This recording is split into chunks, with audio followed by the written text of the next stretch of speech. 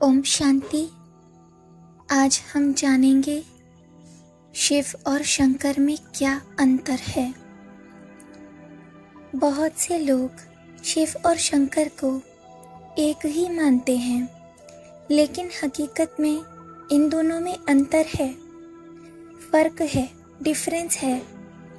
आप देखते हैं कि दोनों की चित्र प्रतिमाएं भी अलग अलग आकार वाली होती है, यानी कि जो इनकी मूर्ति होती है वो भी अलग अलग शेप में, अलग आकार की होती है। शिव की प्रतिमा अंडाकार या अंगुष्ठाकार होती है, जबकि शंकर जी की प्रतिमा शारीरिक आकार वाली होती है।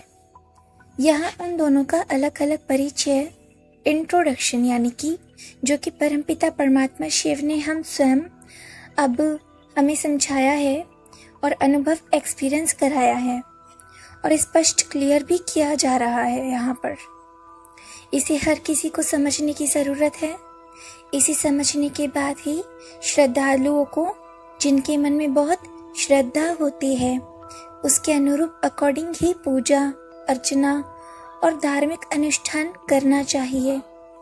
शिव और शंकर में एक बहुत बड़ा महान अंतर है। तो आइए अब इस अंतर को समझते हैं।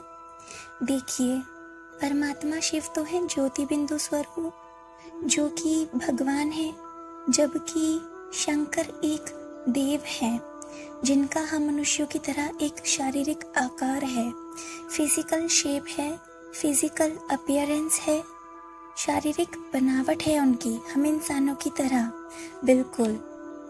अच्छा, परमात्मा शिव तो इस पूरे ब्रह्मांड के, इस पूरी दुनिया के रचयिता है, क्रिएटर है।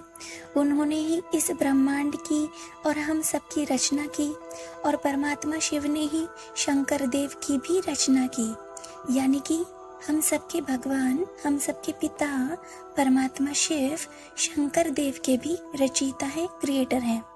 जब हम सबकी रचना परमात्मा शिव ने की तो इस नाते से परमात्मा शिव हमारे भगवान, हमारे पिता है।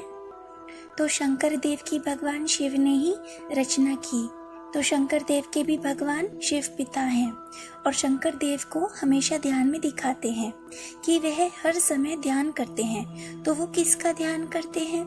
अब यह तो सोचने वाली बात है। जिस तरह से हम लोग भगवान को याद करने के लिए उनका नाम लेते हैं, उनका ध्यान करते हैं, क्योंकि वो हम सबके पिता हैं, तो शंकर देव अपने पिता का ध्यान करते हैं। शंकर हमेशा भगवान शिव का ध्यान करते रहते हैं, क्योंकि भगवान शिव ही शंकर देव के भी पिता हैं। जिस तरह से हर बच्चे के नाम के आगे उसके पिता का नाम लगाया जाता है ताकि उस बच्चे की पहचान की जा सके, ठीक उसी तरह से कि वो किसका बच्चा है, इस तरीके से किसी भी बच्चे की पहचान करते हैं ना कि वो किसका बच्चा है, तो उसके पिता का नाम उसके आगे लगाते हैं। ठीक उसी तरह से शंकर देव के नाम के साथ उनके पिता शिव का नाम जोड़ा जाता है, इसलिए उन्हें कहते हैं शिव शंकर। इससे ये पहचान की जाती है कि शंकर के भी पिता शिव हैं। एक बात पर ध्यान देने की जरूरत है कि शास्त्रों में सभी देवी देवताओं के माता पिता दिखाए गए हैं, लेकिन परमपिता परमात्मा शिव के कोई माता पिता नहीं दिखाए गए। क्यों? क्योंकि खुद शिव पूरे जगत, पूरे ब्रह्मांड के माता पिता हैं। उनका एक और बहुत ही प्यारा नाम है शंभु, यानी कि जिसका मतलब होता है कि स्वयं, खुद धरा पर आने वाले, यानी कि जो खुद धरती पर अवतरित होते हैं। अच्छा, परमात्मा शिव को कल्याणकारी कहते हैं, जबकि शंकर जी को विनाशकारी, प्रलयकारी कहते हैं। परमात्मा शिव परम धाम ब्रह्मलोक वासी हैं, वहाँ के रहने वाले हैं, लेकिन शंकर जी सूक्ष्म वतन के वासी हैं, यानी कि सूक्ष्म देवलोक वासी हैं। परमात्मा शिव की प्रतिमा शिवलिंग के रूप में दिखाते हैं, जबकि शंकर जी की प्रतिमा शारीरिक आकार में दिखाते हैं। शिव परमात्मा तो खुद रचयिता है, स्वयं रचयिता है, क्रिएटर है, दाता है। उन्हें किसी की तपस्या करने की जरूरत ही क्या है? उन्हें किसी की तपस्या करने की जरूरत नहीं है, जबकि शंकर देव को हमेशा सदा तपस्वी रूप में दिखाते हैं कि वो तपस्या में, ध्यान में, साधना में लीन रहते हैं। परमात्मा शिव की प्रतिमा, शिवलिंग को हमेशा शंकर देव की प्रतिमा के आगे ही दिखाया जाता है। इसका मतलब है शंकर जी हमेशा शिव की तपस्या करते थे, क्योंकि अगर शिव और शंकर एक होते तो क्या शंकर जी खुद की ही तपस्या कर रहे होते? नहीं, बिल्कुल नहीं। क्या कभी कोई खुद की ही तपस्या करेगा क्या? आप खुद सोचिए, कभी नहीं। अगर शंकर जी खुद परमात्मा होते तो उन्हें किसी की तपस्या, ध्यान, साधना करने की क्या जरूरत होती? लेकिन शंकर जी ध्यान करते हैं, लेकिन परमात्मा शिव का करते हैं। अच्छा, परमात्मा शिव की प्रतिमा को शिवलिंग कहते हैं, शंकर लिंग नहीं कहते हैं। ये भी बात सोचने वाली है। परमात्मा शिव के अवतरण को शिवरात्रि कहते हैं, ना कि शंकर रात्रि। इसमें एक और अंतर है। ब्रह्मा देवाय नमः कहते हैं, विष्णु देवाय नमः कहते हैं, शंकर देवाय नमः कहते हैं, लेकिन परमात्मा शिव के लिए सदा शिव परमात्माय नमः ही कहा जाता है। कभी भी शिव देवताय नमः नहीं कहते हैं, सदा शिव कहते हैं, सदा शंकर नहीं कहते हैं। जब भी कोई मंत्र देते हैं तो ओम नमः शिवाय का मंत्र देते हैं, कभी ओम नमः शंकराय का मंत्र नहीं देते, ना ही उच्चारण करते हैं। आप खुद सोचिए, शास्त्रों के अनुसार बताया गया है कि अमरनाथ में शंकर जी ने पार्वती जी को अमरनाथ की अमर कथा सुनाई थी।